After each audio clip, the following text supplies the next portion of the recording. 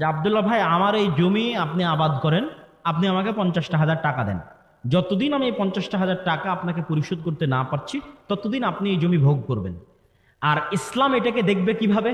ইসলাম এটাকে দেখবে, আমি একটু ঘুরিয়ে বলি তাহলে আপনার কাছে ক্লিয়ার হবে। ইসলাম এটাকে দেখবে এইভাবে, ভাই আমার 50,000 টাকা কর্জ দরকার, ঠিক আছে আমি তোমাকে 50,000 টাকা কর্জ দিব, তবে আমার একটু সুদ লাগবে। কি সুদ লাগবে? এই 50,000 টাকা পরিশোধ না করা পর্যন্ত আমি তোমার জমির আবাদ খেতে চাই। এই যে আমি 50,000 টাকা পরিশোধ না করা পর্যন্ত তোমার জমির আবাদ খেতে চাই, এটা 50,000 টাকা লোন দেওয়ার বিনিময়ে আমি সুদ ভক্ষণ করতেছি। আপনারা লেনদেন করতেছেন ঘুরিয়ে, ওটাকে একটু সোজাভাবে দেখেন। আপনারা লেনদেন করতেছেন ঘুরিয়ে, কি ভাই আমার জমি তোমার কাছে থাকলো, আমাকে একটু 50,000 টাকা দাও না, ওইভাবে আপনি করতেছেন। কিন্তু আসলে কি ঘটতেছে? আসলে ঘটতেছে ভাই 50,000 টাকা কর্জ নিব, তাহলে ঠিক আছে আমি তোমাকে 50,000 টাকা কর্জ দিব, কিন্তু আমার সুদ দরকার। সুদটা কি? আমি টাকায় সুদ চাচ্ছি না, আমি সুদ চাচ্ছি জমিতে। এই যে আমি লোনের বিনিময়ে উপকার গ্রহণ করতেছি, এটা সুদ। তাহলে জায়েজ কোনটা? আপনি আপনার জমি ভাড়া দিতে পারেন। ভাড়া নির্ধারিত, সময় নির্ধারিত।